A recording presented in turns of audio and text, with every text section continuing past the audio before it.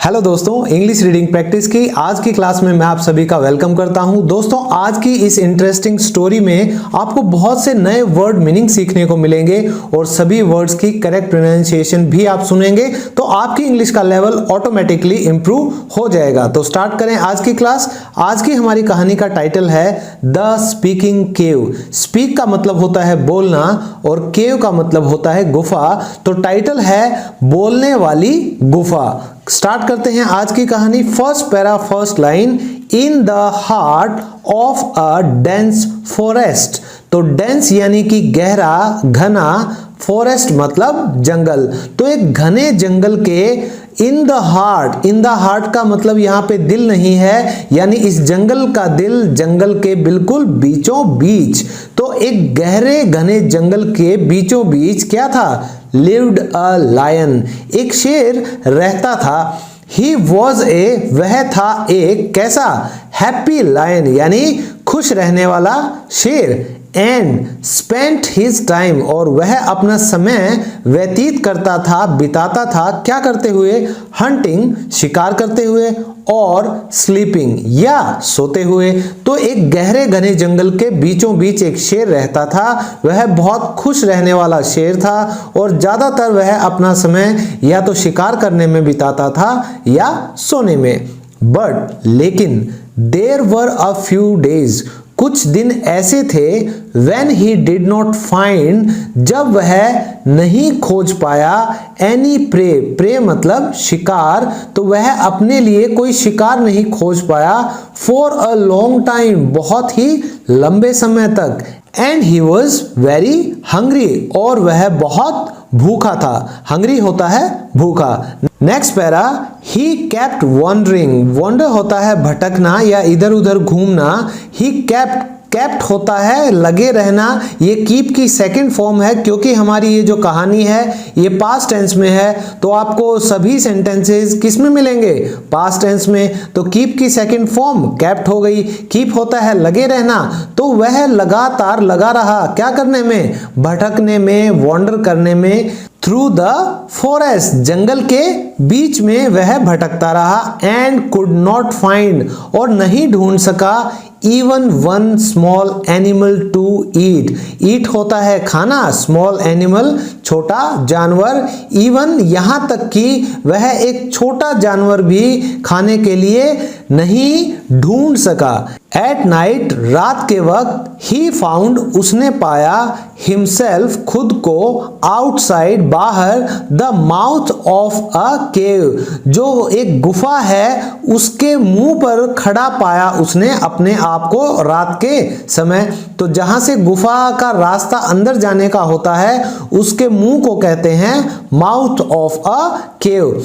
This cave, यह जो गुफा थी, must belong to some animal. तो ये जो गुफा है शायद ये अवश्य ही संबंध रखती है, बिलोंग यानी कि संबंध रखना, टू सम एनिमल किसी जानवर से। आई एम श्योर, मैं इस बात को लेकर निश्चित हूं। ये कौन सोच रहा है? शेर सोच रहा है। He will be coming back, और वह वापस आता ही होगा। कमिंग बैक यानी वापस आना।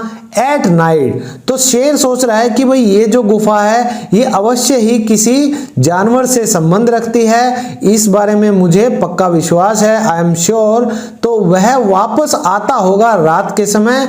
I will hide inside, hide होता है छुपना, इनसाइड मतलब अंदर। तो मैं अंदर छुप जाऊंगा, इट यानी इसके, गुफा के, एंड लाई इन, और अंदर ही रहूंगा, वेट इंतजार करूंगा, फॉर द एनिमल, उस जानवर का, एंड कैच इट, और मैं उसे पकड़ लूंगा, किसी जानवर को जिसकी भी ये गुफा है। ही थॉट, ये कौन सोच रहा है? शेर सोच रहा है। सो ही वेंट, इसलिए वह चला गया। कौन चला गया? शेर चला गया। कहां?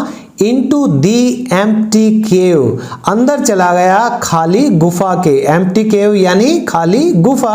and waited inside, और इंतजार किया अंदर, और उसने अंदर इंतजार किया। सिटिंग वेरी क्वाइटली, सिट होता है बैठना, तो वह बैठा रहा कैसे, बहुत ही चुपचाप तरीके से। सो एज ताकि, नॉट टू फ्राइटन क्या ना हो जाए, डर ना जाए, कौन ना डर जाए, the animal.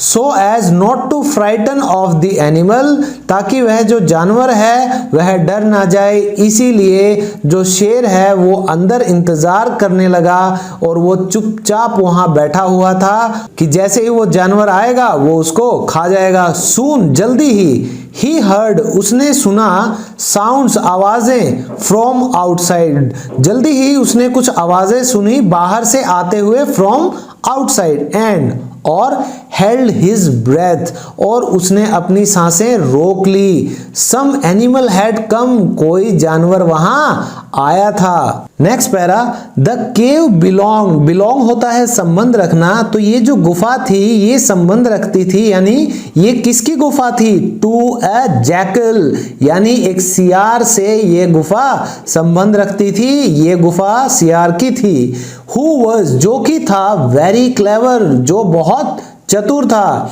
As he came near जैसे ही वह पास आया, नियर यानी कि पास आना, द केव उस गुफा के, ही सो उसने देखा, फुटप्रिंट्स, फुटप्रिंट होता है पैरों के निशान, तो जैसे ही ये सियार जो कि बहुत चतुर था और जिसकी ये गुफा थी, तो वो अपनी गुफा के जैसे ही नजदीक आया तो उसने कुछ पैरों के निशान देखे, एंड और बिकेम अलर्ट और वो क्या हो गया, सावधान हो गया। बिकेम होता है हो जाना और अलर्ट का मतलब सावधान, तो वो एकदम से सावधान यानी कि सतर्क हो गया।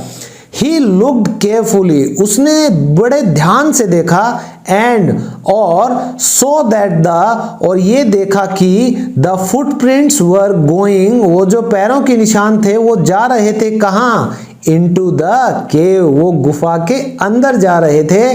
बट लेकिन देयर वॉज नो साइन ऐसा कोई भी निशान वहां नहीं था, किस चीज का, ऑफ एनी फुटप्रिंट्स किसी भी पैरों के निशान का, कमिंग आउट यानी कि बाहर आने के, ऑफ द केव उस गुफा से बाहर।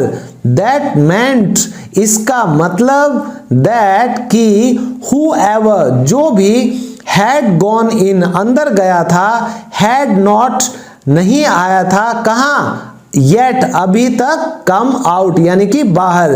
तो ये गुफा किसकी थी, इस चालाक से सियार की, और जैसे ही अपनी गुफा के नजदीक आया उसने कुछ पैरों के निशान देखे और एकदम से सावधान हो गया।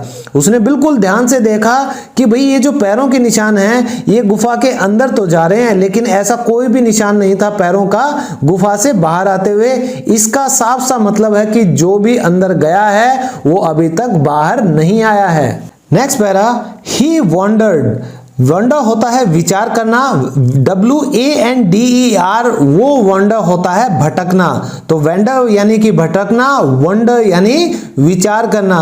तो ही वंडर्ड उसने विचार किया आश्चर्य से, व्हाट टू डू क्या किया जाए, एंड और देन ही थॉट तब उसने सोचा, ऑफ एन आइडिया तब उसने एक विचार सोचा, उसने एक सुझाव सोचा अपने दिमाग में। ही स्टूड वह खड़ा हो गया, कहां खड़ा हो गया, एट द माउथ वो बिल्कुल मुंह पर खड़ा हो गया, ऑफ द केव उस गुफा के, एंड शाउटेड और वह चिल्लाया, केव हेलो केव, गुफा ओ गुफा, देयर वॉज नो रिप्लाई और कोई भी उत्तर नहीं आया, कोई भी जवाब नहीं था। सो ही ट्राइड तो उसने कोशिश की, अगेन दोबारा से, केव गुफा, हैव यू फॉरगॉटन क्या तुम भूल गए, आवर अग्रीमेंट, अग्रीमेंट होता है समझौता, तो ये गुफा को कह रहा है कि भाई क्या तुम हमारा समझौता भूल गए, व्हेन जब, आई केम हियर मैं यहां आता था, वी हैड डिसाइडेड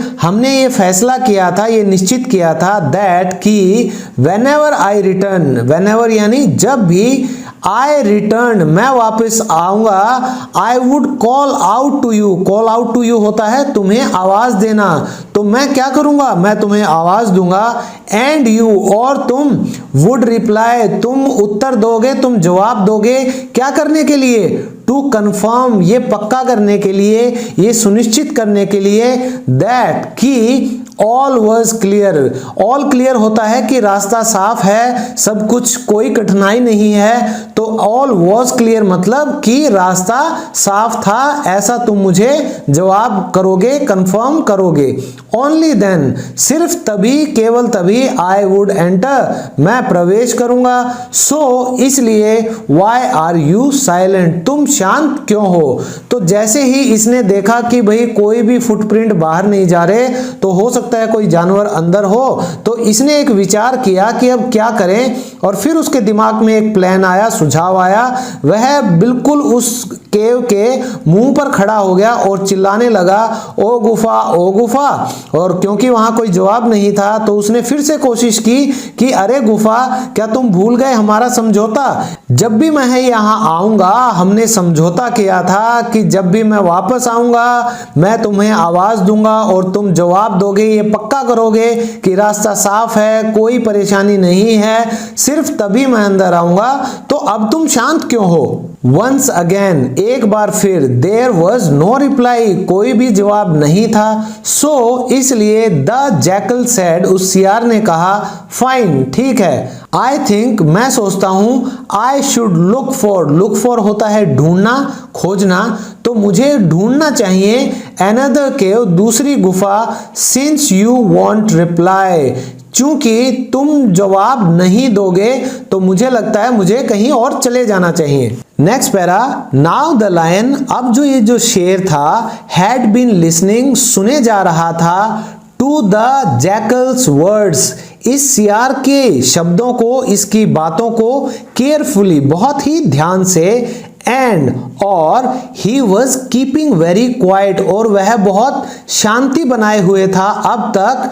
बट लेकिन, व्हेन ही, जब उसने, हर्ड द जैकल से, उसने सुना, हियर होता है सुनना, जैकल यानी सियार, तो उसने सियार को जब कहते हुए सुना, ही वॉज गोइंग अवे, कि वह जा रहा था, ही डिसाइडेड, उसने फैसला कर लिया, किसने, शेर ने, क्या करने का, टू स्पीक, बोलने का। नेक्स्ट लाइन, द केव, ये जो गुफा है, एंड द जैकल, और ये सियार, सीम होता है लगना, ऐसा प्रतीत होना, to have an agreement, have होता है होना, एन अग्रीमेंट यानी समझौता, एंड, और, अकॉर्डिंग टू दैट, जिसके अनुसार, द केव शुड रिप्लाई, इस गुफा को जवाब देना चाहिए। तो अब जो शेर था, जो अब तक सियार की बातों को बड़ी ध्यान से सुन रहा था और बिल्कुल शांति बनाए हुए था, लेकिन जब उसने ये सुना कि सियार वहां से चला जाएगा, उसने फैसला किया बोलने का, क्योंकि उसे क्या लगा था कि ये जो गुफा है और ये सियार है, लगता है कि भाई इनके बीच कोई समझौता है, जिस समझौते के अनुसार ये जो गुफा है उसको जवाब देना चाहिए। The cave must be frightened, frighten होता है डर जाना, ऑफ मी यानी मुझसे, तो ये जो गुफा है ये अवश्य ही मुझसे डर गई है, थॉट द लायन, ये शेर ने सोचा। आई हैड बेटर रिप्लाई, मुझे जवाब देना चाहिए, इन इट्स प्लेस, इसके स्थान पर, और नहीं तो द जैकल, ये जो सियार है, विल गो अवे, ये वापस चला जाएगा।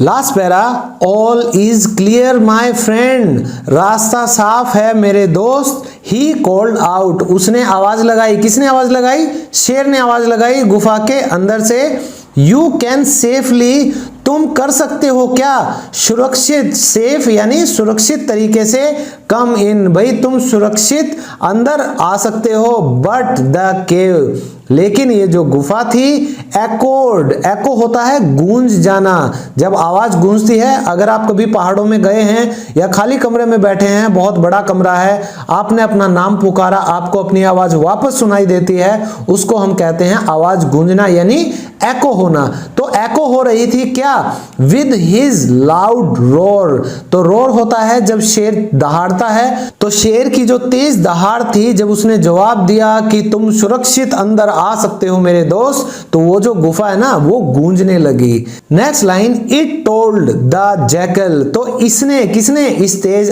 दहाड़ ने, इस एको ने ये बता दिया था द जैकल, इस सियार को, all he wanted to know, वो सब जो वह वांट यानी चाहता था, टू नो यानी जानना, तो जो भी ये सियार जानना चाहता था वो सब इस आवाज ने उसे बता दिया था।